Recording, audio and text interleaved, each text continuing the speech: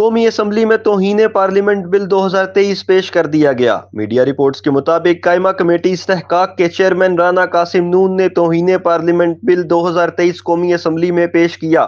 رانا قاسم نون نے کہا کہ ہم سمجھتے ہیں آج پارلیمان کا اہم دن ہے۔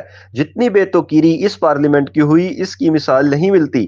کہاں ہے پارلیمنٹ کی سپریمیسی؟ انہوں نے کہا کہ بدقسمتی سے گزشتہ ادوار میں لعنت برسائی گئی۔ پارلیمان کی بے توقیری پر سزا اور جزا ہونی چاہیے۔ اس پارلیمان کی عزت ہوگی تو سب کی عزت ہوگی۔ دوسری جانب supreme court practice and procedural act 2023 پر پارلیمانی کارروائی کا ریکارڈ طلب کیے جانے پر حکومت نے عدالت کو ریکارڈ نہ دینے کا فیصلہ کیا ہے۔ اٹارنی جنرل آفس کی جانب سے پارلیمانی کارروائی کے مطلوبہ ریکارڈ کے لیے اسپیکر آفس کو خط لکھا گیا تھا۔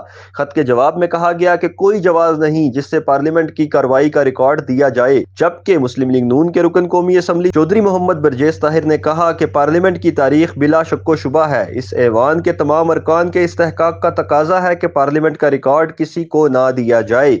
قومی اسمبلی میں اظہار خیال کرتے ہوئے انہوں نے کہا کہ اجلاس بروقت شروع ہونا چاہیے۔ ہم ایوان میں بروقت آ جاتے ہیں۔ چند روز قبل میں نے تجویز دی تھی کہ اسپیکر عدلیہ کو خط لکھیں جس میں یہ کہا جائے کہ اگر توہین عدالت ہوتی ہے تو توہین پارلیمنٹ بھی ہوتی ہے۔ اسپیکر کا شکر گزار ہوں کہ انہوں نے خط لکھا۔